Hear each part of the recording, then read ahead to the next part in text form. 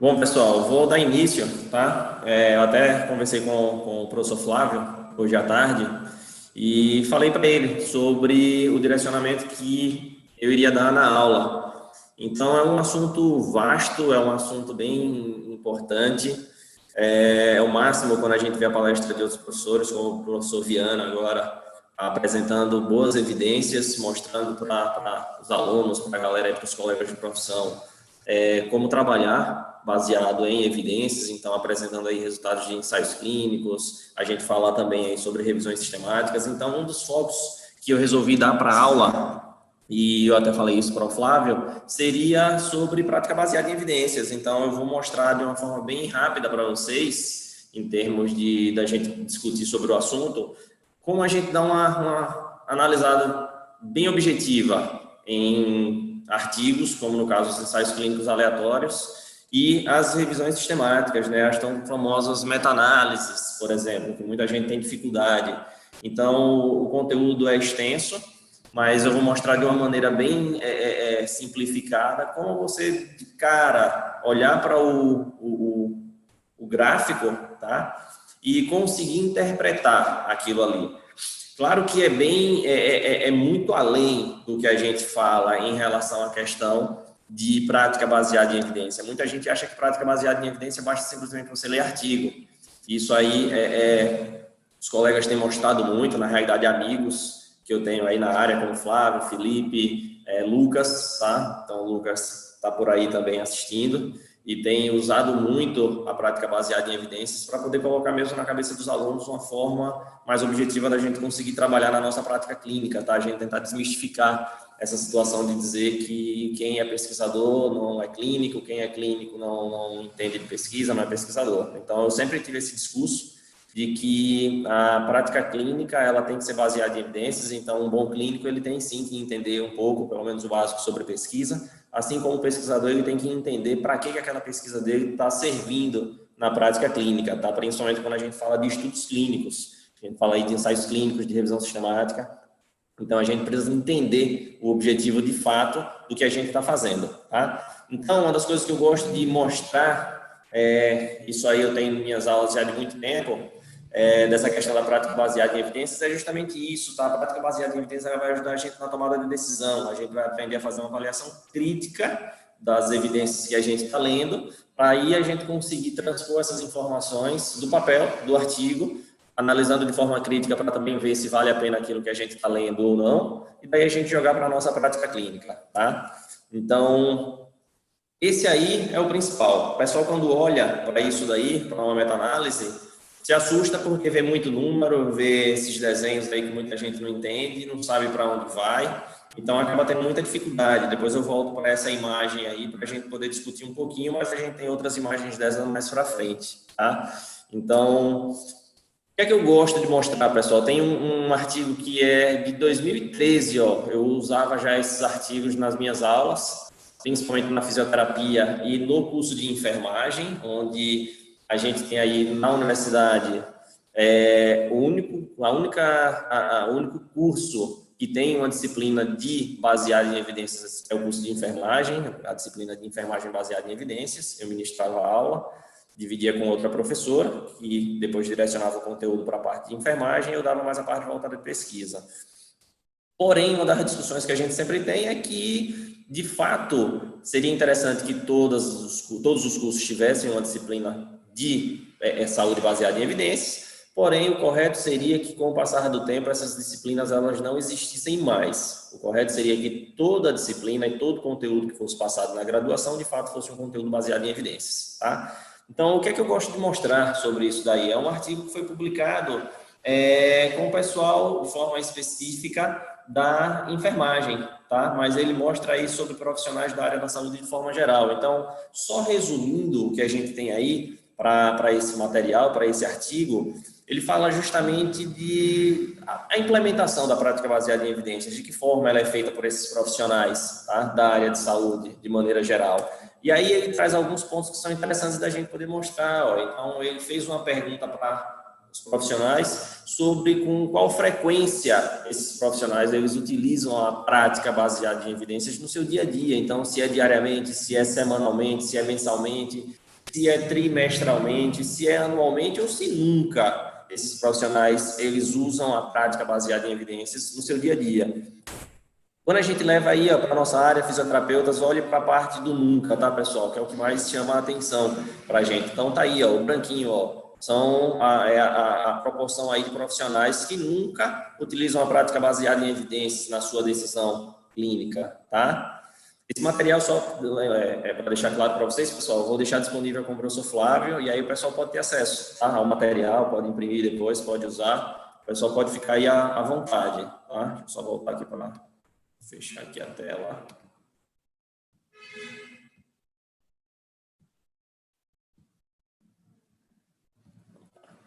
Então, eles perguntam depois, pessoal, em relação à implementação da prática baseada em evidências na questão do seu dia a dia mesmo, para a decisão.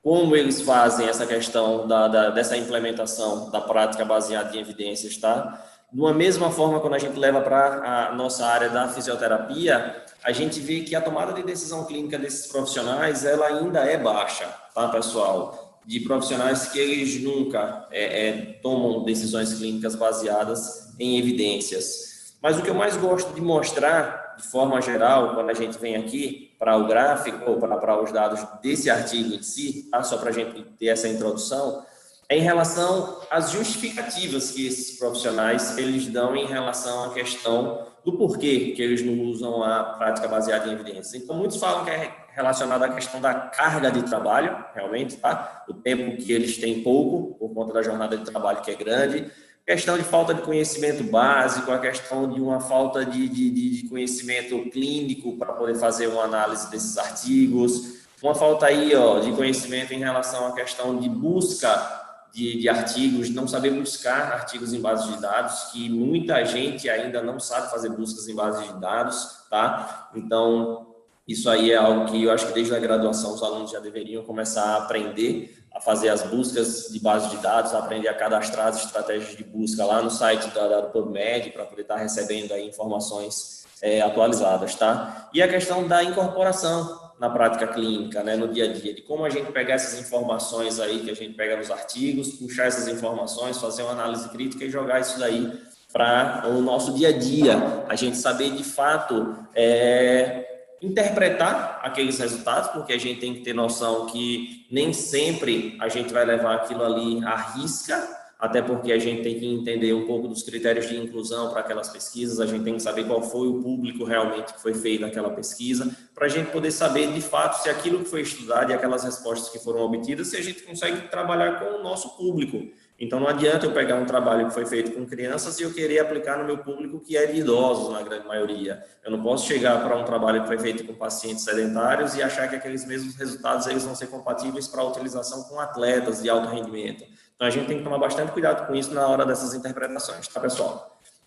Então, ó, quando a gente mostra aqui, tá? Só falando um pouquinho aqui, espera-se que os fisioterapeutas já tomem suas decisões clínicas baseadas em evidências, tá? A prática baseada em evidências, ela sugere o uso de evidência de pesquisa disponível associada à experiência clínica, e aí a gente tem que deixar claro também que não cabe somente a questão do conhecimento científico, a experiência clínica, mas a gente também tem que levar em consideração a questão da preferência do paciente. Então, não adianta eu chegar para um paciente meu e dizer que o melhor tratamento para ele, para aquela senhorinha, para aquela vovozinha, e dizer que as melhores evidências que a gente tem para o tipo de tratamento dela seria a fisioterapia aquática, sendo que é uma senhorinha que tem fobia à água, que não entra em piscina de jeito nenhum, e a gente querer forçar ela a entrar na piscina para poder fazer um tratamento, tá? Então, a gente tem que ter consciência em relação a isso daí. Então, já direcionando para o que a gente vai falar, o que é que acontece? Quando a gente fala de prática baseada em evidências, pessoal, e aí é onde muita gente tem dificuldade de fazer essa leitura, de fazer essa interpretação, a gente aborda muito essa pirâmide aí, essa pirâmide de evidência científica. Então, o que é que acontece, pessoal? O que é que a gente tem que levar em consideração? O topo da pirâmide, a gente vai ter aí as revisões sistemáticas, as meta-análises, tá? Então, não existe, pessoal, um estudo de meta-análise. A gente vai ter a revisão sistemática, quando essa revisão sistemática ela vai ser com ou sem meta-análise, tá? Vocês têm que ter consciência que a meta-análise é uma análise estatística própria da revisão sistemática. Então, não é bicho de sete cabeças, muito pelo contrário, é um gráfico fácil de ser feito. A gente tem um programa específico para isso, tem um programa da própria Cochrane, que é o Hevman. Então, a gente baixa o Hevman na internet, é gratuito. Você consegue fazer toda a revisão sistemática dentro do Hevman, se você quiser fazer uma revisão para tentar uma publicação na Cochrane, se você quiser fazer uma revisão seguindo os critérios da Cochrane. Então, a gente pode utilizar o programa, o Hevman, e a gente pode rodar as meta-análises no programa, que é de uma maneira muito simples, basta a gente saber extrair esses dados dos ensaios clínicos. Então, a gente precisa entender que hoje em dia já tem revisões sistemáticas de estudos observacionais, por exemplo, mas quando a gente fala em tomada de decisão clínica, essa tomada de decisão clínica ela é feita por meio de estudos clínicos. Esses estudos clínicos são ensaios clínicos aleatórios ou ensaios clínicos randomizados, como a gente costuma ver aí na literatura, tá? Então, o que a gente vai ver aí, ó, pessoal? No topo da pirâmide, a gente tem as revisões sistemáticas, tá? Dentro da pirâmide, a gente tem aí, abaixo da revisão, os ensaios clínicos, que seriam os pequenos ensaios clínicos, ou os megatrials, que são ensaios clínicos com um N muito grande em cada grupo, geralmente são ensaios clínicos com mais de 1.000 pessoas em cada grupo, tá? E só para a gente poder puxar um pouquinho aí, a gente poder levantar um pouco a polêmica que tem sido abordada aí durante esses dias por conta dessa situação da pandemia. Então, para quem curte, para quem acompanha a prática baseada em evidência, eu acho que deve seguir aí, eu acho que o mestre nesse assunto, que é o professor Leonardo Costa. E ele tem falado muito sobre essa questão de determinadas medicações, e tem estudos, hoje em dia, que estão sendo publicados, mas são estudos in vitro. Então, se a gente for olhar na pirâmide de evidência científica, os estudos in vitro estão lá embaixo, estão na base, tá? Então, a gente tem que tomar cuidado com o tipo de estudo que a gente está lendo para a gente poder fazer a aplicabilidade disso na prática clínica. Então, para que algo seja levado para a nossa prática clínica, ele deve passar por todas essas etapas até eles chegarem nos estudos clínicos, e aí sim a gente ter os resultados favoráveis ou não, para que a gente decida a tomada de decisão clínica, tá? Então, ó, seguindo aí adiante, a gente falando um pouquinho de estatística, para quem é leigo, para quem não tem aí conhecimento de estatística, a gente precisa começar aí a saber de algumas informações. Então, a gente tem aí, né, a estatística nos fornece informações sobre fatores que podemos medir, que podemos analisar, tá? Em pesquisa, as coisas que medimos são as chamadas variáveis, então tudo que a gente denomina de variável é tudo aquilo que pode variar de fato, como o próprio nome está dizendo, que pode assumir diferentes valores ou diferentes categorias, tá? Que pode mudar aí ao longo do tempo, que pode mudar de acordo com o que a gente está se propondo a fazer, com as nossas intervenções. Então, o paciente chegou para a gente com uma escala de dor 10, a gente consegue variar isso daí de acordo com o que a gente vai fazer com ele, fazendo com que a gente tenha aí uma redução, por exemplo, da dor desses pacientes. Então, isso é o que a gente chama de variável. Variável é o que a gente quer medir, variável é o que a gente quer analisar. Então, a gente quer pegar uma variável e a gente quer pegar essa variável e analisar qual o desfecho que a gente vai ter para essa variável. Então, a gente quer ver se o desfecho ele vai ser bom ou ruim, tá? Em relação a determinada variável, por exemplo, tá? Então, se eu for puxar aqui para vocês, tá? Ó, variável é qualquer quantidade ou característica que pode variar, tá? Assumir diferentes valores numéricos, ou até mesmo categóricos, que podem mudar de categoria. Se a gente for pegar aí, por exemplo, valores de IMC, tá? A gente pode ter pacientes que eles mudam de categoria. Então, ele estava na categoria de sobrepeso, a gente mudou de categoria. Claro que isso daí vocês têm que entender que vem de um valor numérico, a gente pega lá aquele valor básico de peso dividido pelo quadrado da altura, e a partir de pontos de corte, a gente vai estabelecendo em qual categoria esses pacientes se encontram. Tá? Então, isso são as nossas variáveis, tá? Então, por exemplo, a gente tem um questionário sobre qualidade de vida em pacientes com esclerose lateral amiotrófica, por exemplo, tá? Seria só um exemplo aí. Contém as seguintes perguntas. Então, a gente pode chegar lá no questionário e ter pergunta em relação a qual a idade desse paciente, tá? Então, a idade ela vai ser medida em anos, tá? Ou pode ser medida em meses, por exemplo, ou em dias, ou até mesmo em horas, se a gente for tratar com o TIM, o pessoal que trabalha com o TIM, às vezes a idade daquele bebê não chegou nem a um dia ainda, são horas, tá?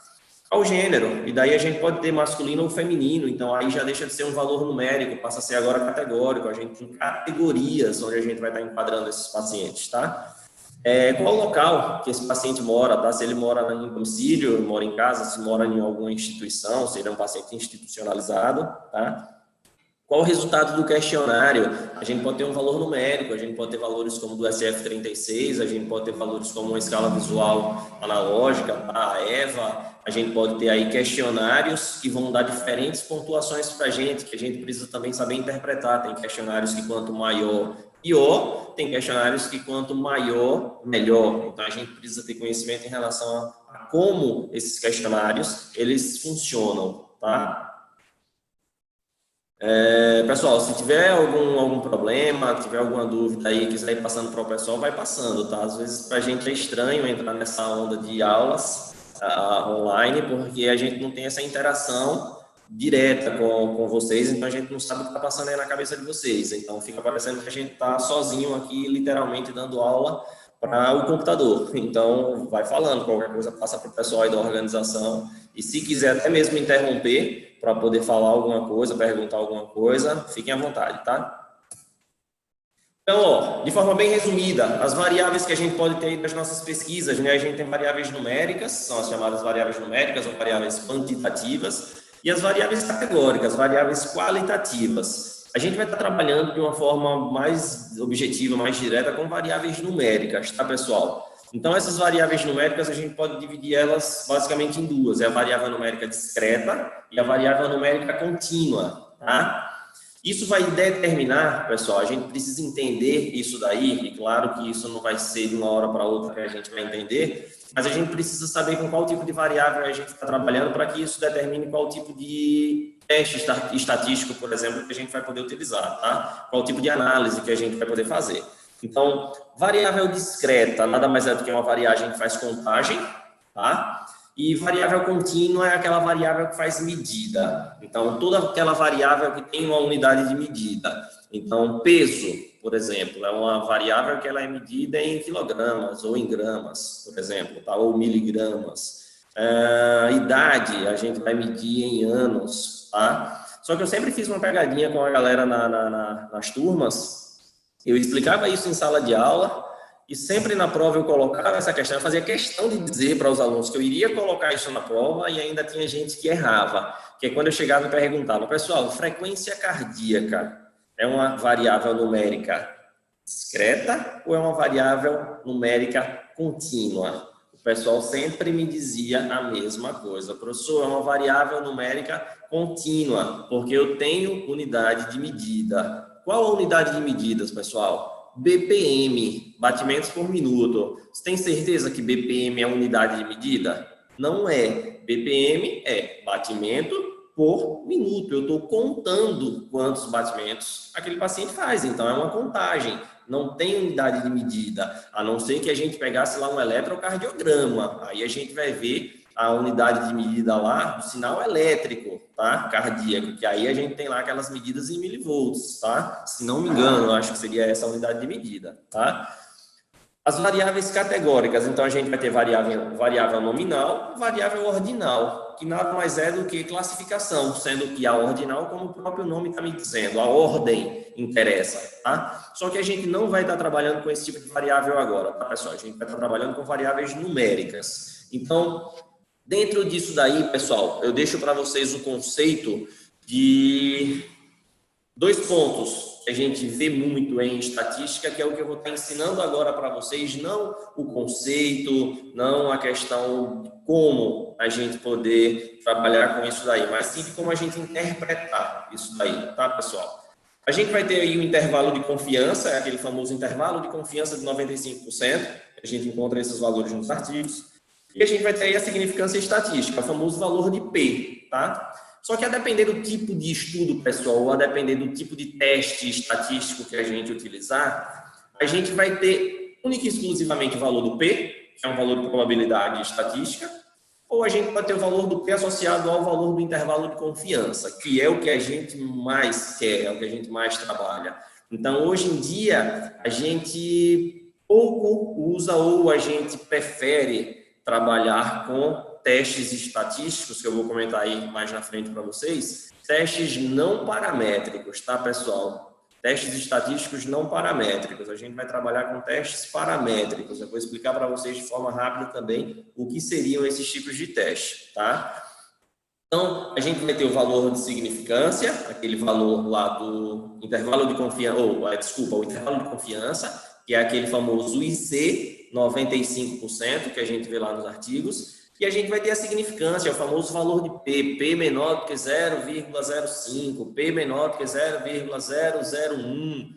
Na realidade, para o P, a gente sempre utiliza o P menor igual, em algumas situações lá, P menor igual a 0,05, P menor do que 0,001, tá? São pontos, são detalhes, tá? Que a gente não vai aprofundar nisso daí agora. O que eu quero é que vocês entendam quando, de fato, a gente tem uma significância estatística, quando, de fato, eu interpreto os meus resultados pelo intervalo de confiança, porque o que já aconteceu também foi isso. Como eu faço muitas análises estatísticas, o pessoal sempre me solicita aí para os TCCs, para trabalho de mestrado, doutorado, artigos aí de forma geral. Às vezes a gente faz um teste estatístico e a gente apresenta apenas o valor do intervalo de confiança. E aí a galera bate em cima e diz, mas Tarcísio, cadê o valor de P? Não, eu quero o valor de P. Não, mas a interpretação dessa análise aqui você faz pelo intervalo de confiança. Não, mas eu quero o valor do P, porque meu orientador disse que eu tenho o valor do P. E aí, às vezes a gente fica naquela de dizer assim, velho, o P nesse caso não serve para porra nenhuma, então não tem necessidade. Aí a galera tem que começar a aprender o porquê disso daí, mas na verdade o que eu mais digo para a galera é que eles têm que saber como interpretar isso daí, porque se você souber a interpretação para esses tipos de estudos que a gente vai usar, que são os ensaios clínicos, para revisão sistemática, você não precisa ficar preso a valor de P, tá? Então, o valor de P para a gente não vai ser importante, a não ser que a gente trabalhe com alguns tipos de testes estatísticos, como esses testes não paramétricos, que hoje em dia, isso é claro, tá? A gente nem utiliza com tanta frequência os testes não paramétricos, que na maioria dos casos, quando a gente fala de testes não paramétricos, testes para dados heterogêneos, isso significa, de forma geral, uma coisa, que a amostra que a gente está utilizando no nosso trabalho é uma amostra muito pequena. Então, quando a gente vai fazer um artigo, a gente tem muito problema, às vezes, relacionado a isso, com os TCCs, porque o N que a galera trabalha em sala de aula é um N reduzido, é um N pequeno, um N na graduação, o pessoal às vezes vai fazer trabalhos e querem analisar com 10, com 15 pessoas. É um trabalho limitado, então a gente às vezes fica preso, não tem muito o que se fazer em relação à escolha dos testes estatísticos, tá? Então, quanto menor, pessoal, for o N, for a nossa amostra, que é outra coisa que o pessoal também não sabe muito trabalhar, que é calcular o tamanho da amostra, ou às vezes quando a gente faz um cálculo amostral, a galera fala, velho, não tem como conseguir analisar todos esses pacientes num período tão curto que a gente tem. Por quê? Porque a galera tem a concepção de fazer o TCC tem que iniciar lá no último período quando você pega a disciplina, no penúltimo período quando você começa a pegar a disciplina do TCC. E olha que você nem começa no penúltimo, se começasse ainda seria bacana, você teria um ano pela frente, que às vezes é até muito pouco. Mas a galera deixa para fazer com 6 meses. E aí um dos grandes problemas que a gente encontra na vida da gente é uma coisa chamada CEP, que é o que mais causa problemas para a gente. Então, sempre tem esses problemas relacionados a isso e muita gente, às vezes, até faz o trabalho sem ter o CEP. Então, deixa muito para o final, tá? Então, isso daí tem que ser revisto, essas situações. Então, vou passar aqui logo para vocês, pessoal, em relação à questão dos dados numéricos. Então, vamos lá, a gente vai pegar um artigo. No artigo, geralmente, a gente tem aquelas tabelas lá com vários números, com várias informações dos questionários que foram aplicados, valores de caracterização da amostra, peso, idade, altura, IMC, enfim, dados que caracterizam essa amostra, geralmente é a tabela 1 desses artigos, tá? E a gente tem que pegar esses dados e a gente tem que saber com que tipo de amostra a gente está trabalhando. Quando eu falo, pessoal, por exemplo, de distribuição normal ou sem distribuição normal, ou quando eu digo distribuição normal, eu quero falar de grupos homogêneos, e sem distribuição normal são grupos heterogêneos. Quando eu falo também de grupo de distribuição normal, de grupos homogêneos, eu também estou falando de dados paramétricos, ou quando eu falo de grupos sem distribuição normal, ou grupos heterogêneos, eu estou falando de dados não paramétricos. Tarcísio, o que seria isso daí? Hoje em dia também tem acontecido muito isso, pessoal. A gente tem utilizado cada vez menos testes para a gente verificar normalidade estatística, tá? Os famosos testes de normalidade. Shapiro-Wilk é um teste que a gente costuma ver muito nos artigos. Kolmogorov e Smirnov, tá? Que é o KS, é um outro teste para a gente verificar normalidade. Hoje em dia, o que a gente faz? É claro que se a gente pegar uma amostra muito pequena, a gente nem perde tempo fazendo teste de normalidade. A gente já sabe que não vai dar uma distribuição normal. Vai ser muito difícil a gente ter valores ali homogêneos dentro disso daí. Então, muitos optam em de cara já utilizar testes não paramétricos, mas os testes não paramétricos não trazem muita informação para a gente, pessoal. Não é tão legal de utilizar. Então, a gente prefere trabalhar com testes paramétricos. Então, para isso, a gente precisa ter amostras maiores para que a gente consiga ter dados homogêneos dentro dessa amostra e aí a gente pegar e a gente conseguir normalizar esse grupo. Porque o que acontece? Se eu tiver um grupo pequeno, vou tentar dar um exemplo bem rápido para vocês. Eu tenho um grupo pequeno, então vamos lá, vou colocar só os garotão que a gente tem aí. Flávio, Lucas, Felipe, e vou me incluir aí no meio, os 4, tá? O nosso grupinho aí, o F4, tá? E os 4 professores aí da ortopedia. A gente vai ter um grupo aí que é um grupo pequeno, mas que se entrar um tiozão, como um Paulo Leal da vida, com seus quase 60 anos, 70 anos de idade, aquele grupo vai se tornar heterogêneo. Mas se a gente tiver um grupo maior, e aí o Paulo entra lá nesse grupo também, ele não vai fazer tanta diferença, porque a quantidade de pessoas que a gente tem no grupo é maior. Na hora que a gente calcula a média, aquele valor da idade dele não vai fazer com que a média daquele grupo sofra tanta variação. É diferente se a gente pegar só nós 4 e a gente incluir Paulo Leal no meio. Consequentemente, quando a gente somar esses 5 valores de idade aí e a gente fizer o valor da média, a média vai subir muito do valor da idade desse grupo. Por quê? Porque é um cara mais velho, é um cara aí já da terceira idade, como o pessoal costuma falar. Então, vai modificar muito o valor do nosso grupo.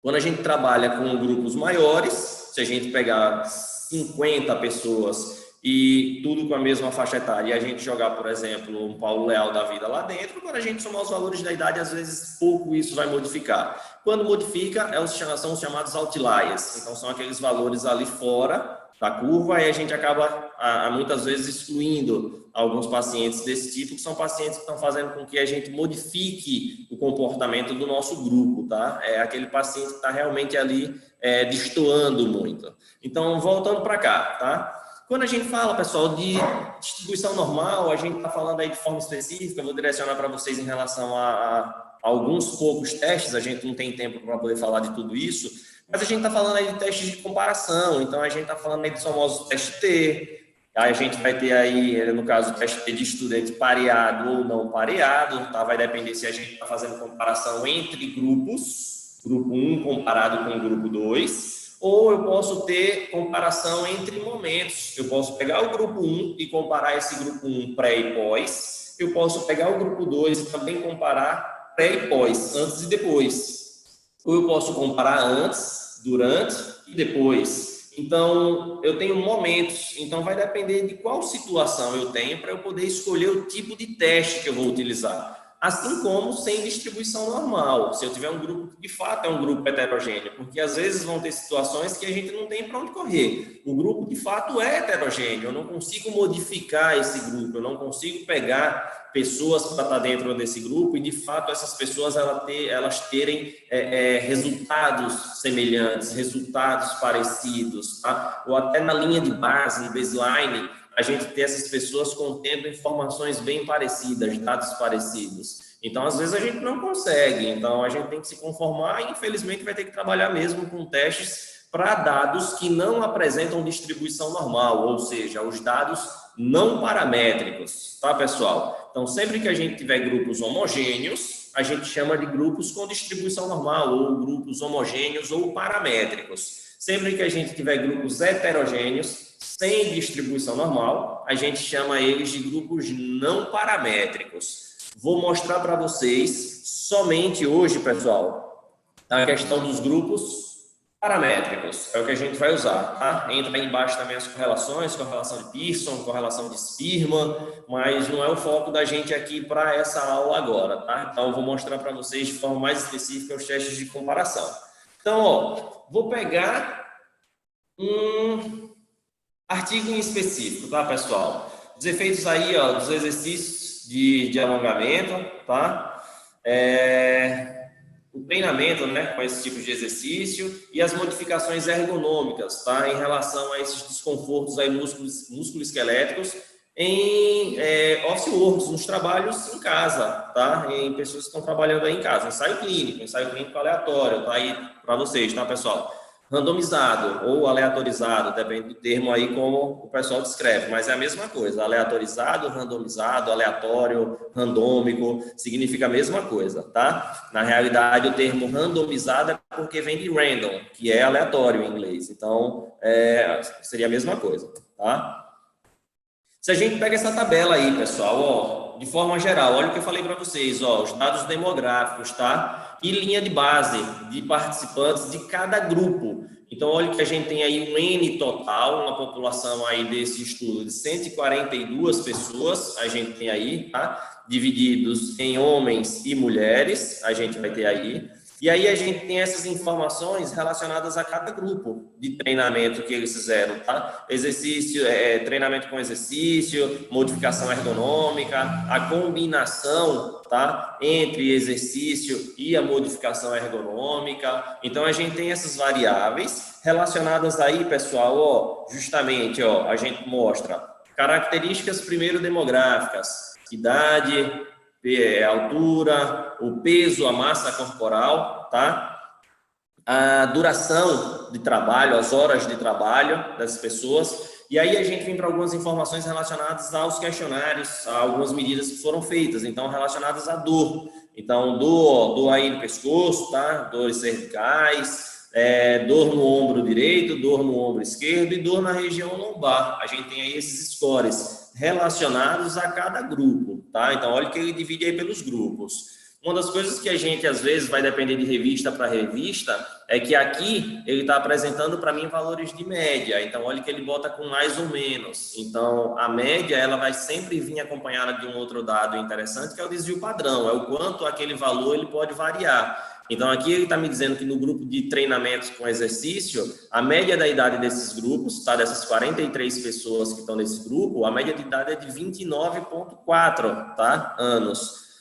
Podendo variar 1,16, ou seja, esse valor ele pode variar 1,16 anos para mais ou para menos. Alguns revisores pedem para que a gente não coloque esse símbolo do mais ou menos, fica entre parênteses o valor do desvio padrão, porque para alguns revisores isso é uma redundância, porque valor de desvio padrão ele é para mais ou para menos, então muitos nem apresentam um valor assim, tá? Então não estranhe se você encontrar esse valor aí entre parênteses, é o valor do desvio padrão que a gente vai ter aí, tá?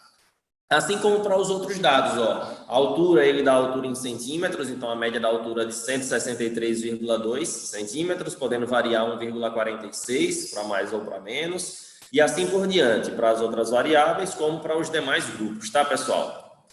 Vamos seguindo, vamos para a tabela 2. Aí a gente já vai ter aí os scores, só que olha que agora eles começaram a dividir, pessoal. Eles começaram a dividir e apresentar esses resultados dos scores, é isso que a gente tem que aprender a ler na tabela, que a gente começou a apresentar os valores dos scores, dos grupos. Então, a gente tem aí o grupo, o treinamento por exercício, com 43 pessoas, o grupo de modificação ergonômica com 37, o grupo que combinou o exercício e a modificação e o grupo controle. Só que agora eles começaram a separar, ó, de acordo com os scores da dor. Então, a gente tem esses scores, ó, lá para a região do pescoço, cervical, o grupo lá para o ombro direito, ombro esquerdo e para a lombar. Só que eles começaram a dividir agora pelo tempo. Então, os valores que foram analisados em relação ao baseline, a linha de base, a medida feita com 2 meses desses treinamentos,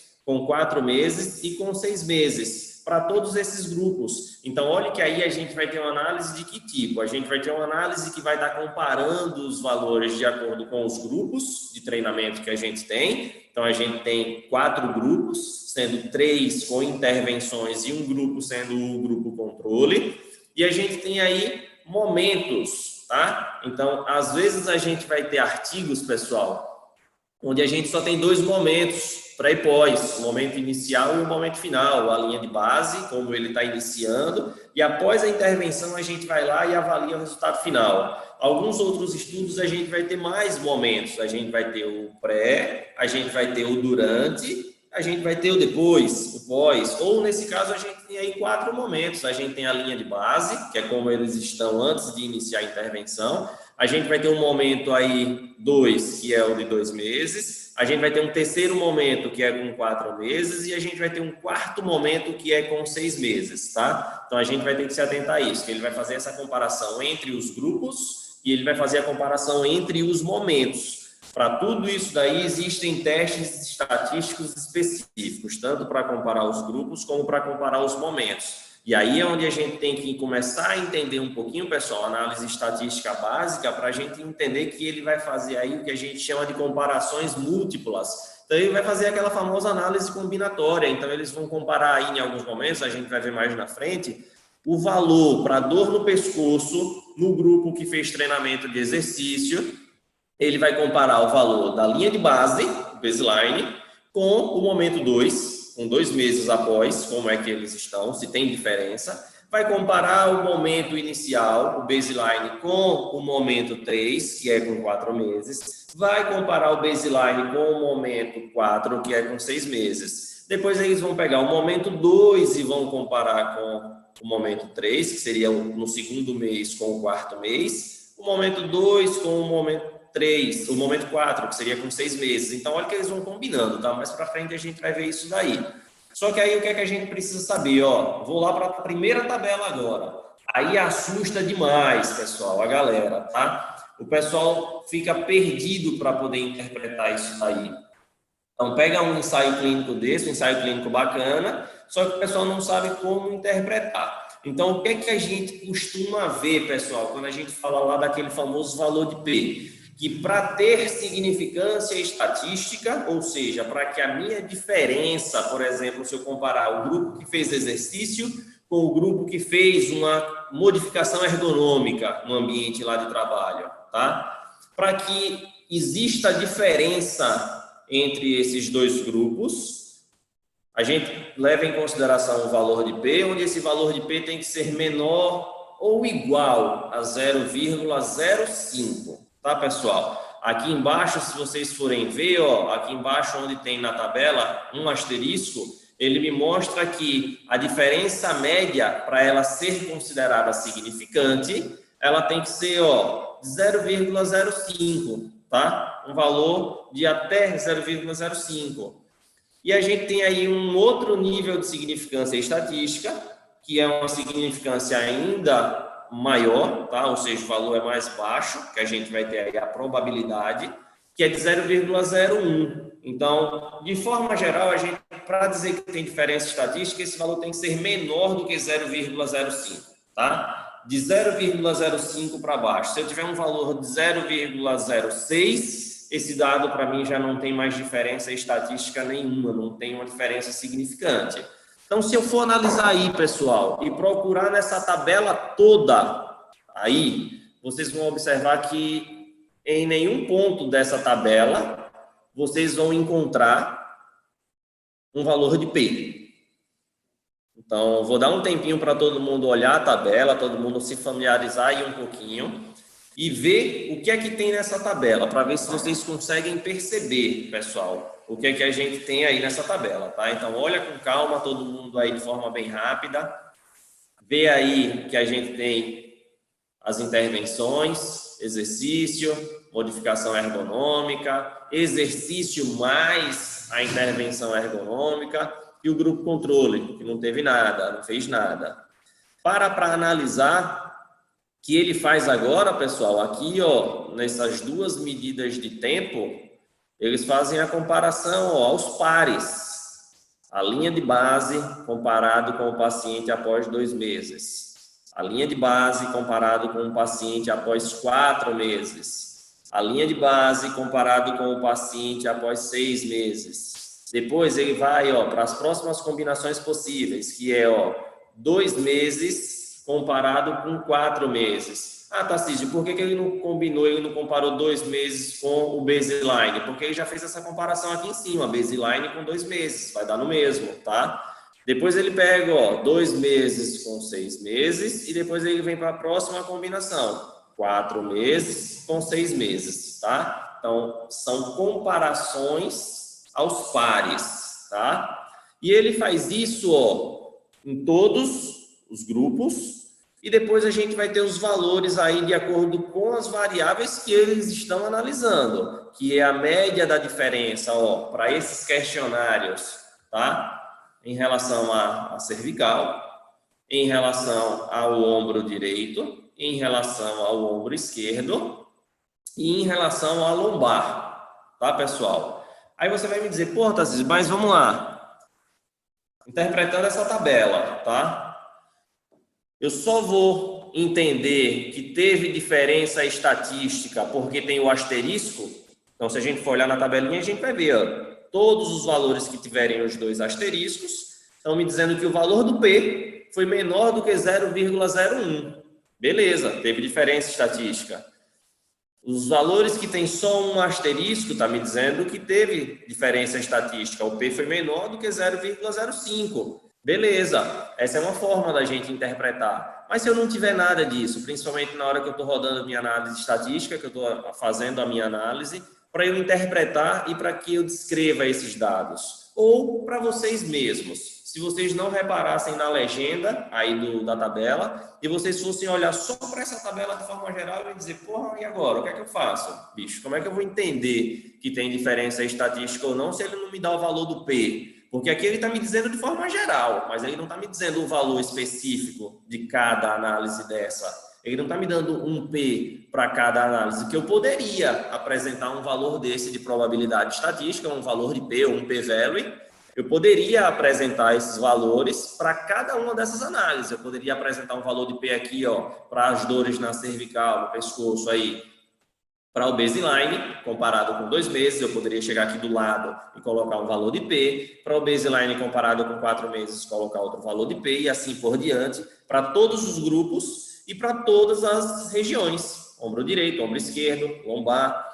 Só que ele não me dá, pessoal, ele me dá o valor do intervalo de confiança. Ele me deu o quanto a gente teve de diferença da média. Aí, olha que ele mostra aqui, mean difference, que é a diferença média que a gente encontra entre esses momentos aí, tá? Então, o valor da diferença da média, por exemplo, aqui em relação à linha de base para o segundo mês após a intervenção, comparando esse valor, aí é onde entra a importância da gente verificar, pessoal, de quanto... de como funciona, de como se comporta esse questionário, se quanto maior, melhor, se quanto menor, melhor, a gente tem que saber. Mas o que ele está me dizendo aqui é que o intervalo de confiança foi de 9,16, tá? A média, a diferença da média, desculpa, foi de 9,16. E o intervalo de confiança, pessoal, esse IC, tá? O intervalo de confiança de 95%, ele variou de 4,86 a 13,46, tá, pessoal? Sempre que eu tenho um valor, pessoal, que ele é comparado por meio de diferença da média, eu tenho que entender o seguinte: se no primeiro momento o valor foi 5, lá na linha de base, ele começou, vamos supor que com uma dor desse questionário, um valor desse questionário 5. E se lá no momento 2 meses, após 2 meses, esse valor continuou 5, tá? No primeiro momento, vamos supor no baseline, o valor foi 10. No segundo momento, lá com 2 meses, o valor foi 10. Na hora que eu faço essa diferença da média, ou seja, final menos inicial, eu vou ter 0. Então, se o valor final foi 10, se o valor inicial era 10 E quando eu calculo a minha diferença da média, o valor final menos o valor inicial, e se esse valor for zero, isso significa que não teve diferença estatística nisso daí. É óbvio. Então, o que é que a gente mostra para vocês, então, em relação a como interpretar se houve ou não diferença estatística por meio do intervalo de confiança? Vocês vão pegar toda essa tabela onde tem os valores de diferença da média, isso a gente está falando para a diferença da média, tá, pessoal? Onde eu tenho comparações aí, onde eu tenho subtração, onde eu tenho um valor inicial ou um valor final menos um valor inicial. Então, eu pego a intervenção do paciente que chegou agora para mim, eu analiso esse paciente no momento pré, como ele está chegando para mim, faço a minha intervenção e, ao final, eu avalio ele de novo para ver como ele terminou a intervenção. E aí eu quero comparar como ele está com como ele estava. Então, é final menos inicial. Por isso que a gente chama de diferença da média. Eu pego a média final com a média inicial e aí eu diminuo, eu subtraio, para poder a gente ver de quanto foi essa diferença. Aqui ele me mostra, pessoal, que a diferença entre a linha de base e o momento 2 meses, ou seja, 2 meses após a intervenção, a gente teve uma diferença média de 9 pontos.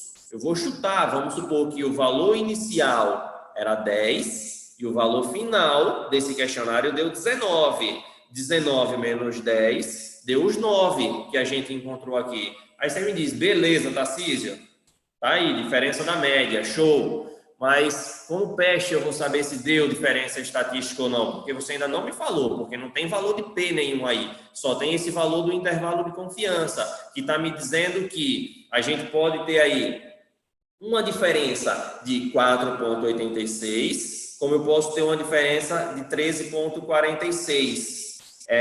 O meu intervalo, como o próprio nome está dizendo, que eu posso confiar, tá, pessoal? Então, como é que eu vou saber se isso daqui representa um valor de P significante? Se esse valor aí eu posso dizer que ele é menor ou igual a 0,05, porque ele tem que ser menor ou igual, é dali do 0,05 para baixo, tá? Como é que eu posso dizer que esse valor aí, ele então é significante? É justamente esse o segredo, pessoal. Como eu falei para vocês, a gente levar em consideração que se a gente tiver o mesmo resultado no início, o mesmo resultado no final, e eu fizer essa diferença na média e der zero, isso significa que não teve diferença nenhuma. Então, esse intervalo de confiança aqui, pessoal, ele não pode, tá, pessoal, passar pelo zero. Olhe que esse intervalo de confiança, ele variou de 4,86 para frente, 13,46. Não passou pelo zero. Então, se não passou pelo zero, isso significa que a gente vai ter aí uma diferença estatística. De quanto é, Tarcísio, o valor do P? Sei lá, a gente teria que calcular. Isso o programa dá para a gente, mas pouco importa para a gente qual é o valor da probabilidade estatística. Importa é se ele é menor ou igual a 0,5 ou não, se ele teve significância estatística ou não. Então, se a gente for olhar aqui, pessoal, ó, todos esses que tem o asterisco, que já está dizendo para a gente, tá? Isso aí é na hora que a gente vai montar a tabela, que a gente vai lá e bota a legenda lá embaixo da tabela e a gente mostra aqui no artigo o que é que teve ou não diferença estatística. A gente bota por esses asteriscos. Todos que a gente for olhar aqui, vou pegar outro exemplo aqui, ó, tá aqui, o de baixo, a diferença da média foi de 10,99, vamos supor, de 11 pontos foi a diferença. Isso significa que a diferença dele final com a diferença inicial mudou 11 pontos, tá? Então, olha aqui, o intervalo de confiança dele aí não passou pelo zero, vai de 5,75 a 16,23. Tá? Se eu chegar nesse exemplo daqui de baixo, pessoal, ó, olha que a diferença da média dele foi muito baixa, foi de 1,8, tá? E o intervalo de confiança dele, pessoal, ó, variou ó, de menos 0,12 a 3,77. Isso significa que eu tive que passar pelo zero, ó, menos 0,12, menos 0,11, menos 0,10, 0,9, 0,8, 0,7, 0,6, 0,5, 0,4, 0,3, 0,2, 0,1, 0. 1, 1,1, 1,2, 1,3 e foi subindo. Então, olha que ele passou pelo zero. Se ele passou pelo zero, pessoal, voltando aqui, se ele passou pelo zero, se você olhar para esse intervalo de confiança, não me importa nem olhar o valor da diferença da média. Se eu cobrisse tudo aqui, nem apresentasse para vocês os valores de diferença da média. Se eu só olhasse para o intervalo de confiança em uma tabela onde eu tenho aqui valores de mean difference, que é a diferença média. Então, se eu nem mostrasse para vocês aí, se eu tapasse aí esse valor da diferença média e só apresentasse os intervalos de confiança, para eu saber se houve diferença em quê? Vamos lá de novo. No grupo exercício, Tarcísio, que chegou para mim na linha de base. E aí, se a gente fosse olhar de forma detalhada, essas informações estão aqui, ó. O grupo exercício em relação a cervical, ó, em relação aqui a pescoço. Se eu for olhar o grupo exercício, pessoal, ó, na linha de base era 13,46, tá? E, ó, pessoal, no momento 2, olha aqui, ó, deu 4, diminuiu. Provavelmente esse questionário aí quanto menor, melhor. Então, olha que esse valor aí da dor foi diminuindo, ó, com 2 meses, com 4 meses, com 6 meses. Se eu pegar esse valor aqui, ó, do final, 4, e diminuir do inicial, que foi 13, eu vou ter justamente esse valor aqui da diferença da média, ó, 9,16. Essa é a diferença, 9 com 4, 13, tá? Se eu chegar aqui, ó, no valor 6, tá? 6 meses, o último valor aqui, mesmo esquema, pessoal, ó, se eu chegar aqui, ó, e for olhar, seria isso daqui, ó, o valor que eu vou ter em relação ao baseline, vamos lá, ó, valor 4 meses, desculpa, comparado com o valor 6 meses. Então, ele vai me dar esse valorzinho aqui, tá? Se eu comparar esse valor de antes, 4 meses, tá? Com o de 6 meses, ó, e eu diminuí o final pelo inicial, que seria, no caso, 4 meses, tá? Nessa comparação. Então, ele vai me dar esse valor aí do mesmo jeito, tá? Se passou pelo zero, pessoal, não teve diferença, tá? Assim a gente leva para todas as outras tabelas, pessoal, ó. Aí você pode me dizer aqui assim, ó, Tarcísio, nessa daqui, ó, do ombro direito, tá? Tá me mostrando aqui 0,95, sim, mas 0,95 não é zero, tá? Então, ele não passou pelo zero. Ele já começou de 0,9. Então, se ele começou de 0,9, aqui, ó, então não passou pelo zero. Então, tem diferença estatística, tá, pessoal? As dúvidas que vocês forem tendo, que vocês forem observando aí, vocês podem ir anotando, tá, pessoal? E aí depois a gente vai discutir sobre isso para vocês tirarem as dúvidas e até depois. Eu vou deixar os contatos aí, o pessoal que quiser discutir sobre isso é só entrar em contato, tá? Vou passar para outra da tabela, ó, para vocês entenderem agora o que foi feito. Isso aí é interpretação, tá, pessoal? É leitura, é olhar para a tabela e esquece os números a princípio. Vocês vão olhar primeiro para a tabela. Então, quando a gente olha para a tabela, se a gente for ver aqui, primeiro, a gente tinha o grupo exercício, a gente tinha a intervenção de modificação ergonômica, a gente tinha um grupo que era exercício mais modificação ergonômica e a gente tinha um grupo controle. E eu tinha os momentos, a linha de base. Depois a gente comparou com 2 meses após a intervenção, 4 meses, 6 meses, tá? Em relação às articulações, cervical, ombro direito, ombro esquerdo e lombar. Se eu for para esse grupo agora aqui, para essa outra tabela, ele fez uma análise agora pelos momentos. Ele pegou lá na linha de base e fez a comparação do grupo que fez exercício comparado com o grupo adaptação ergonômica. Com o grupo que fez exercício comparado com o grupo que fez exercício mais adaptação ergonômica. O grupo que fez exercício comparado com o grupo controle.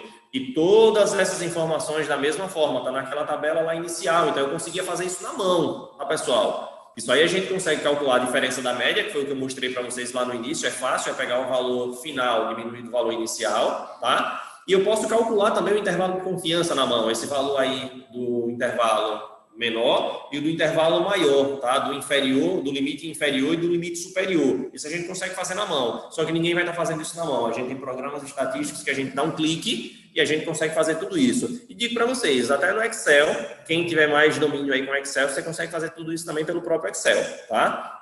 Então, olha, ó, da mesma forma, pessoal, ele dá para a gente aqui a tabela com os intervalos de confiança, tá? As diferenças da média e os seus respectivos intervalos de confiança. Se vocês fossem comparar aí, pessoal, é só vocês verem, ó. Primeiro, aqui, ó, deu menos 0,26. O intervalo de confiança, o limite inferior foi de menos 9,36 e o limite superior foi de 8,84. Então, a gente passou, ó, 9, menos 9, menos 8, menos 7, menos 6, menos 5, menos 4, menos 3, menos 2, menos 1, 0. 1, 2, 3, 4, 5, 6, 7, 8. Então, olha que a gente passou pelo 0.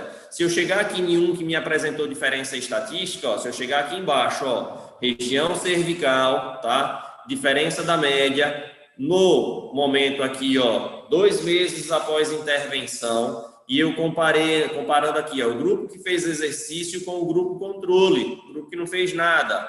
A minha diferença da média foi de 11 pontos, 11,7, tá? 11,7 foi a minha diferença da média, tá? Tô aqui, ó, de novo, ó, grupo exercício comparado com o grupo controle, após 2 meses e relacionado à dor cervical, dor no pescoço. 11,7 e o meu intervalo de confiança foi de menos 17,06 para menos 6,45. Passou pelo 0? Não. Então, ó, menos 17, menos 16, menos 15 e foi descendo. Menos 10, menos 9, menos 8, menos 7, menos 6. Opa! Mas não continuou, não chegou no 0. Então, se não passou pelo 0, a gente considera aí que o resultado ele é estatisticamente significante. Tranquilo, pessoal? Vou seguindo. Estou mostrando a tabela aí de um ensaio clínico, tá? Onde a gente tem aí os valores, na grande maioria dos casos, calculados por meio de diferença da média. E são esses valores, pessoal, que a gente usa lá para revisão sistemática, tá? Então, vou passar agora para a parte de revisão sistemática, só para a gente poder já chegar logo no gráfico, que eu quero mostrar a vocês esse gráfico, para que vocês entendam e falar um pouquinho de forma breve sobre a revisão sistemática, tá? Usar aí um pouquinho o tempo que Flávio me deu, a gente teve aí, se estender um pouquinho a palestra do professor Viana, e aí vamos estender um pouquinho aqui com a permissão do professor Flávio, tá? Então, ó, passando aí para a parte da revisão, pessoal. O que é a revisão sistemática, pessoal? Revisão sistemática é diferente de revisão bibliográfica, é diferente de revisão narrativa, é diferente de revisão integrativa, é diferente de tudo que você tiver de nome revisão, é diferente de revisão sistemática, tá? Quando a gente falar em revisão sistemática, se você quiser aprender sobre revisão sistemática, você tem que obrigatoriamente conhecer a Cochrane. Então, a Cochrane é a organização que fez, que montou, que criou a revisão sistemática. A partir de qual ideia? A partir da ideia de, nossa, a gente tem muitos artigos sobre determinado assunto, só que a gente não tem condições de ler esses artigos todos, porque a gente vai perder muito tempo. O que é que a gente faz? Reúne todos esses artigos sobre esse mesmo assunto, que tiveram um método semelhante, e a gente reúne todos esses artigos em um estudo só, que é a revisão. Então, a gente sintetiza esses ensaios clínicos, essas informações desses ensaios clínicos, em uma revisão sistemática, onde a gente vai colocar essa síntese desses estudos em tabelas. Então, o que é que acontece? A gente vai facilitar a vida da gente. Por exemplo, nessa revisão aí, é uma revisão sobre terapia manual e exercício para pacientes com capsulite adesiva, tá? Então, o que é que a gente vai ver aí? Só para vocês terem ideia, nessa revisão sistemática aí, é uma revisão, eu tenho o PDF dela, posso mandar para todo mundo, disponibilizar aí para Flávio, Flávio manda para todo mundo, só para vocês terem ideia. Assusta, mas é uma revisão que tem 230 páginas, tá? Mas tem que levar em consideração que tem muitas referências, as tabelas, mas o que é que acontece, pessoal? É uma revisão composta por 32 ensaios clínicos. Eu tenho 32 ensaios clínicos aí nessa revisão. Tá? Então, se eu fosse parar para ler 32 artigos, interpretar 32 artigos, extrair as informações referentes a 32 artigos, demoraria muito tempo, tá? Então, a revisão sistemática, o intuito dela é esse daí. Então, em um outro momento, a gente pode falar sobre a história da revisão sistemática, sobre quem criou as revisões sistemáticas, que a ideia partiu de um professor, de um médico chamado Archibald Cochrane. Então, que foi um cara que não teve o privilégio de ver a ideia dele se concretizar, então ele morreu antes disso daí, mas a gente pode falar isso daí em outro momento, tá? Então, nessa revisão aí, ó, pessoal, o que é que ele fez a princípio, tá? Trabalho aí, ó, de forma resumida, fala sobre capsulite adesiva, tá? Geralmente é tratado aí, fala aí terapia manual e exercício. Em algumas intervenções, eu não estou conseguindo ver tudo aqui por conta da tela, está cobrindo aqui, deixa eu ver. Não. Então, em algumas intervenções ele fala aí também de alguns componentes relacionados a essa terapia por exercício, tá? A fisioterapia, as intervenções da fisioterapia, além de outras intervenções que ele fala. Então, qual o objetivo que teve essa revisão? Nessa revisão aí, teve esse objetivo de justamente identificar os benefícios que a gente ia ter de exercícios realizados por meio de terapia manual, trabalhos realizados por meio de terapia manual, só que eles falam também de algumas outras intervenções, eles comparam a terapia manual e o exercício com outras intervenções, tá? Para fazer a revisão sistemática, a gente tem que ser minucioso e buscar essas informações, buscar artigos em diversas bases de dados. Aqui, ó, pessoal, eles pegaram, ó, e fizeram buscas na central da Cochrane, tá? Que é na central de registros de ensaios clínicos controlados, ou seja, que é a intervenção comparada com o grupo controle. Procurou no Medline, tá? Que está indexado na PubMed, em Base, Sinal. Então, a gente pega um número de bases de dados, a gente faz uma chamada estratégia de busca, a gente busca essas informações, tá? Por meio desses descritores, por meio do mesh, por meio de palavras soltas, de termos soltos, a gente pega essas palavras e esses termos científicos, tá? Lembrando que nem sempre a gente vai ter descritores, mas descritores, palavras-chave, meshes, tudo a mesma coisa no final das contas, tá? Mas nem sempre a gente vai ter descritor, tá? O DEX, o famoso DEX, que a gente vai lá na página do DEX da Vireme, que é o descritor em ciências da saúde, que a gente vai encontrar um descritor para um determinado assunto. A gente não vai encontrar um mesh, uma palavra-chave para determinado assunto. Como, por exemplo, Pilates não tem termo para Pilates, tá? A gente não vai encontrar o termo Pilates. Então, a gente teria que utilizar o termo como um termo solto. Isso daí o pessoal pode até ver algumas informações sobre isso lá na página do professor Leonardo Costa. Ele tem lá nos stories dele lá, nos destaques, falando algumas coisas relacionadas a isso. Então, a gente vai procurar com termos soltos mesmo, tá? Vamos seguir adiante, ó, pessoal. Vou começar a ir direto, vou resumir, tá? Então, por isso que eu joguei direto, não tem como a gente falar muita coisa sobre a revisão sistemática agora, porque a gente não tem tempo para isso. Eu precisaria ficar com vocês aqui até pelo menos meia-noite, para a gente poder falar tudo, tá? Então, vamos lá. E ainda assim a gente não conseguiria falar tudo, tá? Então, vamos nessa, para a gente já aproveitar o pouco tempo que ainda tem. Aqui é uma das comparações que foi feita da revisão sistemática, na meta-análise, e gerou para a gente um gráfico desse tipo daí, tá, pessoal? A gente olha para o gráfico e diz, puta que pariu, não sei para onde eu vou com isso daí, não sei interpretar isso daí. Pessoal, é só não se assustar, é a gente ler primeiro, ter calma, ler primeiro, e olhar o que é que ele está querendo dizer aqui para a gente. Então, aqui ele está querendo mostrar para a gente, deixa eu só ver aqui, ó, nesse primeiro gráfico, olha lá, ele está fazendo a comparação da terapia manual, mais, aqui em cima tem mais exercício, vai vendo aí em cima, tá? Mais eletroterapia, mais uma injeção placebo, versus, ó, uma injeção, que ele aplica aí, de glucocorticoide, tá? Uma injeção de corticoide, ele tá querendo comparar, tá? Para esses desfechos, para essa comparação aí, em relação ao desfecho ele está querendo ver aqui, ó, o meu outcome, ó, desfecho ele está querendo ver aí. Então, ele comparou isso daí.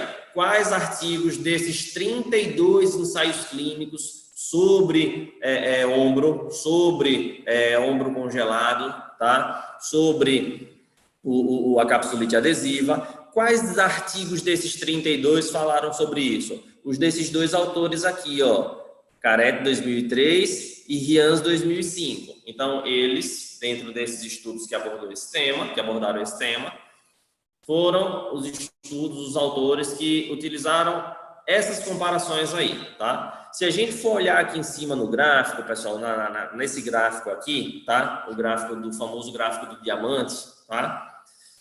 O que é que a gente vai ver aqui, pessoal? A gente tem que ter calma e analisar aqui, ó. Eles avaliaram em relação, ó, 6 semanas nessa primeira comparação aqui que eles fizeram, tá? Depois, ó, a gente tem uma comparação aqui, ó, do baseline para 6 meses. Depois a gente tem aqui uma terceira comparação do baseline para 12 meses. Então, olha que cada diamante desse que eu tiver aqui representa um resultado, ou seja, é um tipo de comparação. Se eu ver aqui esses tracinhos, pessoal, aqui, ó, com esse quadradinho verde aqui, a gente vai ver o seguinte, a gente vai ter uma ideia de que cada tracinho desse aqui, com esses quadradinhos, representa um estudo. Então, olha que a gente tem dois aí, se a gente for olhar para o lado esquerdo, a gente tem justamente esses dois autores, tá? Então, são os dois estudos. Se eu olhar aqui em cima, pessoal, eu estou passando o mouse, mas eu não sei se aí aparece para vocês, tá? Eu creio que sim. Então, se eu for ver aqui, ó, ele pegou os valores daquele grupo que fez a comparação da terapia manual, mais exercício, mais eletroterapia, mais uma injeção placebo, uma injeção salina, tá? Comparado com o grupo que teve a injeção de glucocorticoide, uma injeção de corticoide, tá? Se eu for comparar aqui, pessoal, olha que ele está me dando, ó, vamos lá, o N. Então, o N ele está querendo me dizer que eu tenho aqui, ó, 26 pessoas nesse grupo dessa intervenção, comparando com 23 pessoas que eu tenho no outro grupo que tomou corticoide, tá, pessoal? A média que a gente encontrou, pessoal, ó, foi de 21,8, a minha média, tá? E a minha média aqui foi de 39,1. Então, olha que ele vai me dando os valores da média, tá? O que é que acontece, pessoal? Aqui, eles vão me dar um valor diferente, tá? Eles vão me dar aqui um valor, tá? Onde eu tenho a minha diferença da média, só que nesse caso é uma diferença da média padronizada, é a chamada Standardized Mean Difference. Então, é uma diferença da média padronizada. Por quê? Muitas vezes isso acontece, pessoal, e aí a gente tem que levar em consideração a forma como foi construído o estudo, em relação a gente saber o seguinte, a gente saber se a gente teve instrumentos iguais ou instrumentos diferentes para cada tipo de estudo, tá? E relacionado a outros valores que a gente precisaria entender mais a fundo para a gente entender quando a gente usa a diferença da média padronizada ou quando a gente usa a diferença da média. Não é esse o objetivo que eu quero que vocês vejam. A interpretação desse tipo de análise é a mesma para a diferença da média padronizada. Vou mostrar aqui para vocês, tá, pessoal? É o que eu quero que vocês vejam. Se eu chegar aqui, pessoal, ó, aqui é a minha linha central. Olhe que eu tenho sempre os mesmos estudos, tá, pessoal? Então, para esse desfecho aqui que comparou com 6 semanas, os dois autores fizeram essa comparação até 6 semanas. Os dois autores fizeram essa comparação aqui até 6 meses. Mas só um dos autores, ó, só esse de 2003, que fez a comparação até 12 meses, tá? Por isso que eu só tenho um tracinho aqui. Tá? Representa um estudo só, tá? Se a gente for vendo aqui, olha que eu tenho no meu total de grupos de intervenção, ou seja, juntando os dois estudos, no grupo que fez intervenção tem aqui 26 participantes, no segundo estudo tem 20, então eu tenho um total de 46 participantes no grupo intervenção, somados com 23 de um autor, com 17 do outro, então dá 40. Olha que eu tenho 40, então o que é que acontece? Na realidade, a gente soma os grupos para que a gente aumente o tamanho da nossa amostra. Então, se eu for falar dessa comparação aqui, eu não vou dizer que eu tenho uma comparação com 26 participantes em um grupo, com 20 participantes no outro estudo, que eu tenho 23 participantes no grupo que tomou corticoide, com 17 participantes. Não, eu vou dizer, ó, eu tenho 46 participantes no grupo aqui que fez terapia manual, exercício, eletro, mais a injeção salina, e eu tenho aqui 40 participantes no grupo que tomou corticoide, tá? Bem assim para a outra parte, ó, para quem foi até 6 meses. Eu tenho 42 participantes do grupo intervenção, que fez terapia manual, mais exercício, mais eletro, mais a injeção salina, mas no outro grupo 36 participantes, que fez o uso do corticoide. E para outra comparação, eu tenho só os 26 e os 23, daquele grupo lá de cima, que é desse autor de 2003, tá? Vou para lá para o meu resultado final, pessoal. Vamos lá, tá? que é que eu quero ver? Eu quero ver justamente pegando esses valores aqui das minhas médias, qual é o meu resultado final que eu vou ter aqui, tá?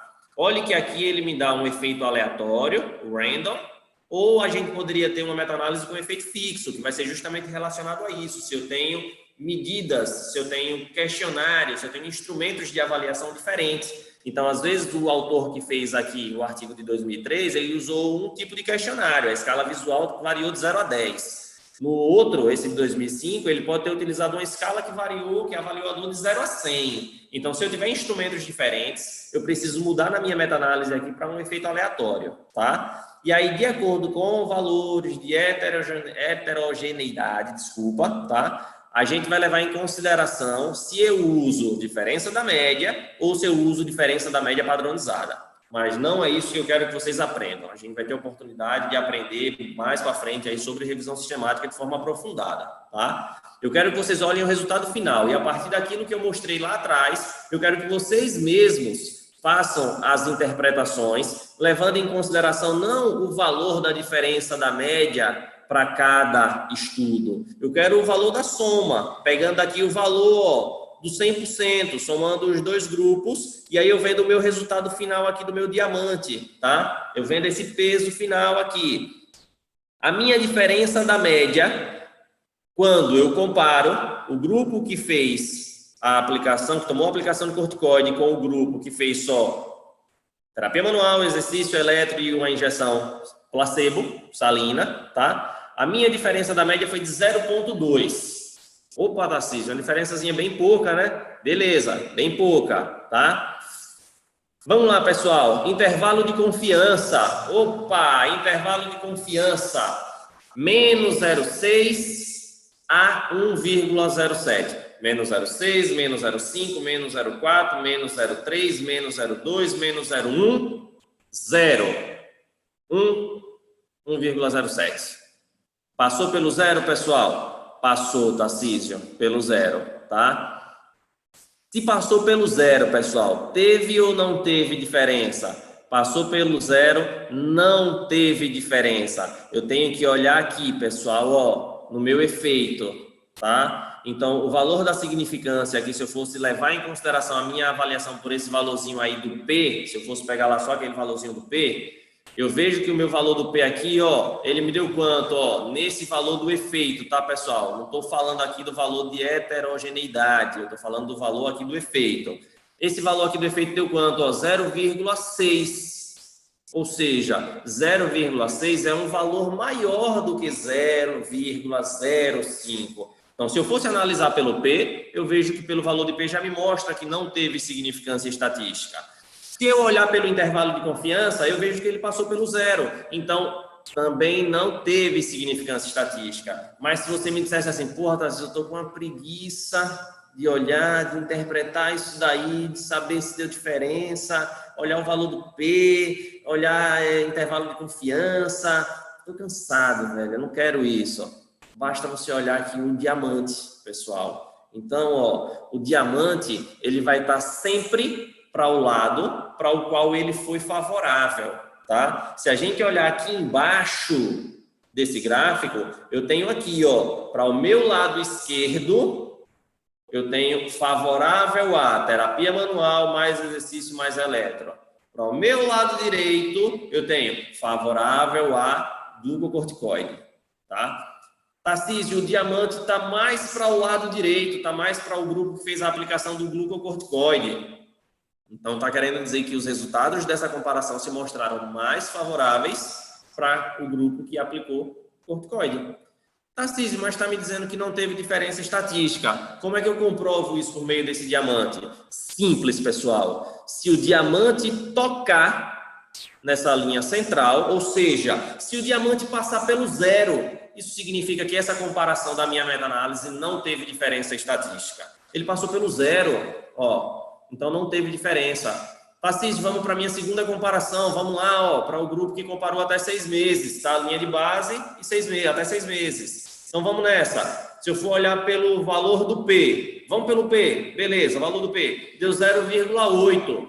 Opa, 0,8. Então, já me mostrou que não teve diferença estatística. Esqueça o P, não quero ver P, não me deu valor de P. Quero olhar pelo meu intervalo de confiança.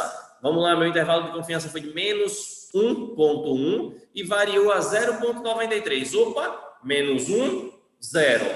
0,93. Passou pelo zero. Passou pelo zero, pessoal? Não teve diferença estatística. Mostra isso, Tarcísio, pelo diamante. Tá aqui, ó. O diamante está mais puxado para o lado da galera que fez terapia manual, fez a intervenção, quando comparado com esse grupo controle, que foi o grupo que fez corticoide, tá mais para cá. Beleza, puxando mais para o lado da terapia manual. Mas ele encostou na linha central, na linha do zero. Então, se passou pelo zero, pessoal, não teve diferença, tá? Mesma coisa aqui embaixo, tá? Para o único estudo que comparou até 12 meses. Então, se eu for olhar lá na minha diferença da média, vamos lá, pessoal, na minha diferença da média, desculpa, passou aqui. Diferença da média, deu 0,2, intervalo de confiança de menos 0,33, indo a 0,8, 0,33, ou seja, 0,3, menos 0,2, menos 0,1, 0. 0,1, 0,2, 0,3, 0,8. Passou pelo zero. Passou pelo zero, não teve diferença estatística. Tá, galera? Se a gente fosse para os outros gráficos, só para a gente poder finalizar, tá aqui, ó, nesse outro gráfico, o que foi que aconteceu? Comparou a terapia manual, mesma coisa, exercício, mais injeção eletroterapia, mais injeção de placebo, comparado com o grupo que tomou a aplicação de corticoide. Só que agora mudou o desfecho, ó. Antes o desfecho era... É só a gente ler o gráfico para a gente poder interpretar. O desfecho antes era dor. O desfecho agora qual é, galera? O desfecho agora, ó, função. Então, a gente está avaliando em relação à função. Mesmo esquema, ó. 6 semanas, 6 meses, 12 meses, tá? Os grupos estão aqui, os valores de cada grupo, ó. O grupo teve 26, no outro 23, no outro grupo teve 20, no outro 17, totalizando lá os 46 em um grupo, 40 no outro. A gente soma. Opa, Tarcísio, vamos lá, ó, no meu gráfico. Aqui embaixo eu tenho quem? Favorável à terapia manual, exercício e eletro. Do meu lado direito eu tenho favorável ao grupo corticoide, tá? Glucocorticoide. Tarcísio, vamos lá. Vou olhar primeiro pelo intervalo de confiança, Tarcísio, como você me falou. Opa, intervalo de confiança foi de 0,03 a 0,89. Passou pelo zero? Não. 0,03. Então, já está acima de zero. 0,03, 0,04, 0,05, 0,1, 0,2, 0,3, 0,8. Não passou pelo zero. Então, se não passou pelo zero... Beleza, Tarcísio. Então, isso significa que teve diferença estatística favorável a quem? Favorável ao grupo que fez a aplicação do corticoide, tá? Me mostra isso pelo valor de P, Tarcísio. Vamos lá, valor de P do efeito que eu falei para vocês. Ó, olha o valorzinho de P lá do efeito.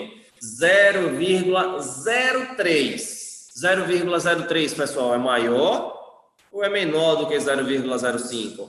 É menor. Então, segunda forma da gente comprovar que teve diferença estatística. Terceira forma, pessoal, gráfico de diamantes. Então, tá lá, ó, diamantezinho. Tarcísio, tá me mostrando que o diamante está do lado direito, favorável ao grupo que tomou corticoide. Encosta na linha central, no valor do zero? Não encosta. Então, isso mostra pra gente que nesse caso, não encostou na linha central, não passou pelo zero. Então, na primeira comparação, se não passou pelo zero, não teve diferença. Tá? Na segunda comparação, ó, encostou, vamos lá, olhar, então o valor de P do efeito, não, segunda comparação, 6 meses. Então, ó, encostou, não teve diferença, tá, pessoal? Então, quando a gente olha lá o valor de P, 0,2, ele me mostra aqui, tá? Então, na primeira comparação, não passou pelo zero, então teve diferença estatística, não encostou na linha central. O meu P foi menor do que 0,05. Então, foi favorável, desculpa, eu acho que eu atrapalhei aí. Então, ele foi favorável ao grupo que aplicou corticoide. Lá embaixo, ó, passou pelo zero. 0,1, 0, 0,01, 0,02, 0,03 até 0,7. Então, se ele passou pelo zero, o meu valor de P, se eu for olhar aqui no efeito, desculpa, no efeito, meu valor de P, ó, do efeito, deu 0,2, opa, 0,2 é maior do que 0,05. Isso aí eu vou mandar para vocês, vou botar no último slide aqui desse arquivo, vou botar só esses valorzinhos de P. Só uma tabelinha para vocês associarem isso, tá? Se vocês quiserem ver valor de P, que a gente já mostrou que não tem necessidade. Mas está aqui, ó. Então, foi maior do que 0,5, já me mostrou que não teve significância. O valor do intervalo de confiança passou pelo zero, então foi de menos 0,1 a mais 0,72, e ele encostou na linha central. Mesmo estando mais favorável para o grupo que aplicou corticoide, tá? Mas ele tocou na linha central, então mostra que não teve diferença. Lá embaixo a mesma coisa, para o grupo que foi, ó, para 12 meses. Então, para o grupo que foi para 12 meses, o estudo, só esse de 2003, olha lá, mesmo esquema, pessoal. Intervalo de confiança passou de menos 0,4 e foi até 0,67. Passou pelo zero. Se passou pelo zero, não teve diferença. Vamos confirmar pelo P? Vamos lá o valorzinho do P do efeito. Valor do P do efeito, 0,7. 0,7 é maior do que 0,05. Lembrando que para ser um P significante, ele tem que ser menor ou igual do que 0,05. Então, se ele foi maior, isso já me mostra que não teve diferença. Tarcísio, e o diamante? Está aqui o diamante. Está mais favorável para o grupo que aplicou corticoide, tá? Mas ele está tocando na minha linha central, no meu valor de zero. Tocou na linha central, que é o valor de zero, então isso mostra para a gente que não teve diferença estatística, tá? Último slide da gente aí, de meta-análise, tá? Um estudo, a gente tem aí, ó, os dois estudos, comparando, pessoal, agora para a dor, só que por meio da escala visual, de 0 a 10. Então, ele teve outros dois estudos, olha que já são outros dois autores, um de 2007 e outro de 2010. No de 2007, a gente tem 10 pacientes em um grupo, que agora ele comparou outra coisa, pessoal. Olha que a comparação agora, essa comparação 4, foi em relação a uma mobilização, foi feita, um glide anterior, mais ultrassom, mais exercício, versus uma mobilização agora para um glide posterior, mais ultrassom, mais exercício. Então, olha que agora a gente não está falando de corticoide, a gente está falando de duas intervenções por meio de mobilização associada a ultrassom, mais exercício, só que uma mobilização anterior, outra mobilização posterior, tá? No total, a gente tem 25 no grupo que fez mobilização anterior, 23 no grupo que fez mobilização posterior. Se eu for olhar aqui embaixo, ó, tem a minha linha central que representa o zero. Do meu lado esquerdo, eu tenho favorável à mobilização anterior. Do meu lado direito, favorável à mobilização posterior. Tarcísio, vamos lá para o valor do intervalo de confiança. Opa! Intervalo de confiança, pessoal. Olha que o intervalo de confiança foi pequeno, de menos 0,7 até mais 0,68. Tá? É outra coisa interessante para vocês aprenderem também, ó. Quanto maior o tracinho que a gente tiver aqui, ó, olha que aqui nesse de cima o traço está grandão. Então, quando o traço está grandão, é porque o intervalo de confiança foi maior. Quando os traços estão pequenininhos, as barrinhas estão pequenininhas, isso significa que o intervalo de confiança foi menor, ou seja, a gente confia mais, tá? Então, tá aí, ó. Intervalo de confiança foi de menos 1 a mais 1,4. Passou pelo zero?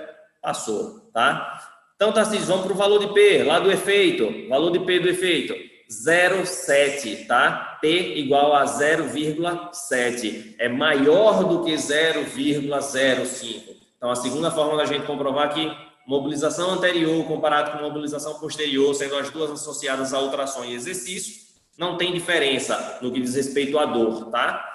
Então, terceira forma da gente ver, terceira e última, valor do diamante. Olha que o diamante mostrou que foi favorável um pouquinho mais para quem fez mobilização posterior, tá? Só que, de qualquer forma, ele tocou na minha linha central. Então, isso significa que não teve diferença. Tarcísio, ele foi favorável mais ao outro. Significa, então, que eu posso usar mais o outro? Não teve diferença, pouco importa, tá? Isso aí é uma diferença estatística, não é uma diferença clínica. Então, nesse caso, está mostrando que, estatisticamente falando, não tem diferença. Então, tanto faz usar uma ou a outra, ou não usar nenhuma, depende da sua interpretação. Tá ok?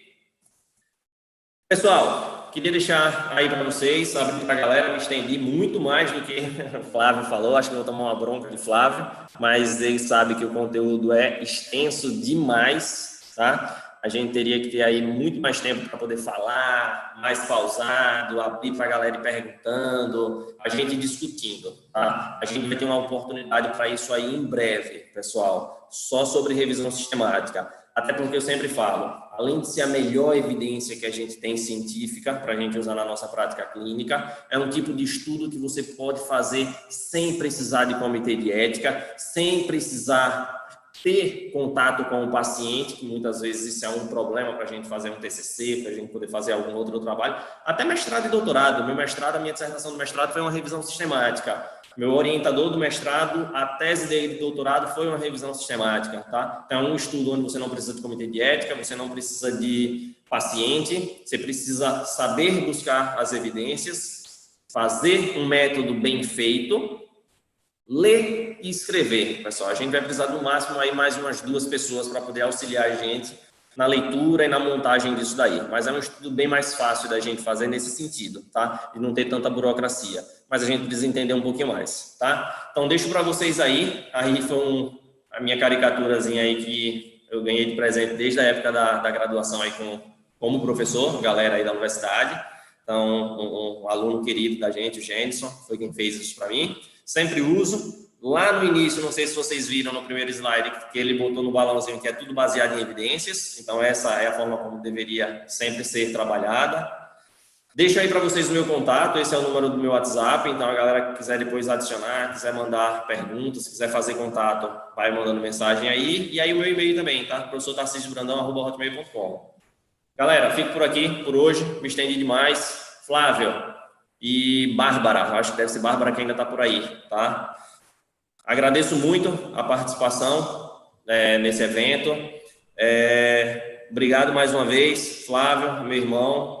Bárbara, obrigado por estar aí organizando, por estar moderando isso daí. Agradeço a todo mundo que está online, todo mundo que está participando. E agradeço também aos colegas que estão contribuindo aí com essa causa, nesse simpósio solidário, que eu acho que a gente conseguiu aí contribuir de alguma forma e atingir a meta que estava esperando aí para poder ajudar o pai do nosso colega e dessa forma a gente poder se motivar a ajudar muita gente com a nossa profissão, que é uma profissão maravilhosa e que para a gente ver, a gente pode ajudar tanto do ponto de vista clínico, atendendo os nossos pacientes, como a gente pode ajudar também dessa forma, por meio de um simpósio, por meio de aula online, a gente conseguir fazer o bem para outras pessoas.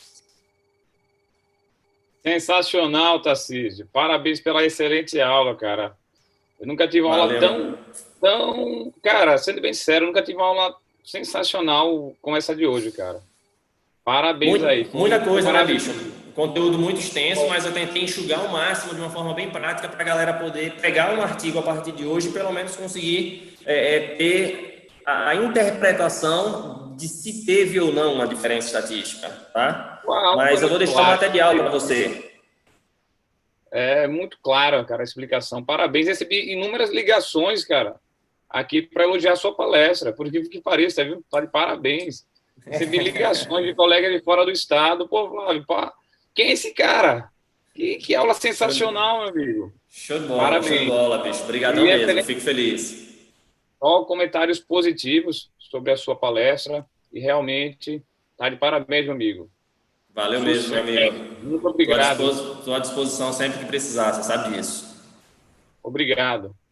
Bárbara, a palavra agora é com você. Professor Tarcísio, apareceram 2 perguntas aqui. Sim.